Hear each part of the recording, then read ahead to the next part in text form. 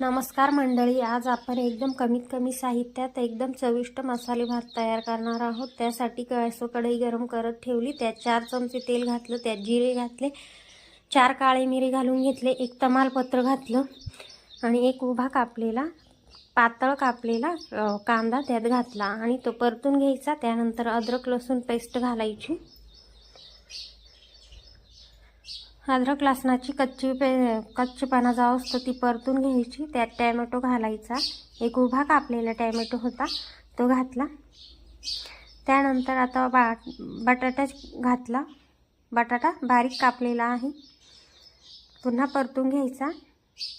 आता यात अर्धा चमचा हळद घातली, अर्धा चमचा लाल तिखट घातलं, पाव चमचा जिरी पूड घातली, अर्धा चमचा गरम मसाला, अर्धा चमचा कांदा लसूण मसाला, अर्धा चमचा किचन किंग मसाला, एवढे जगभरातले मसाले घातले, पुन्हा परतून घेतला।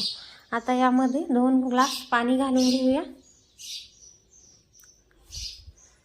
2 ग्लास मी 2 वाट्या तांदूळ घेतला होता म्हणून 2 ग्लास पाणी घातलं आणि 1 चमचा मीठ घातलं। मी अर्धा तास पहिलेच तांदूळ भिजत घातलेले आहे। हे बासमती तांदूळ आहे, तुम्ही कोणताही तांदूळ घेऊ शकता, कोलम वगैरे इंद्रायणी तांदूळ सोडून कोणताही घ्या।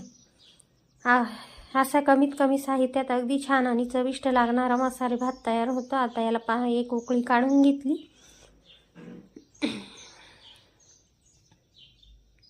त्यावर झाकण ठेवलं आणि 15 मिनिटानंतर हा भात अतिशय छान शिजतो। हे बघा, 15 मिनिटानंतर भात एकदम मोकळा सुटसुटीत झाला आहे। आता यामध्ये थोडीशी कोथिंबीर घालूया।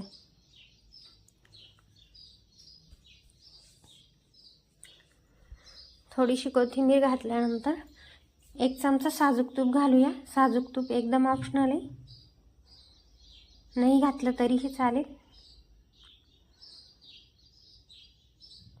साजूक तूप घातल्यानंतर मसाले भात पुन्हा मिक्स करून घेऊ। तर अशा पद्धतीने आपला कमीत कमी साहित्यात एकदम छान चविष्ट मसाले भात तयार आहे।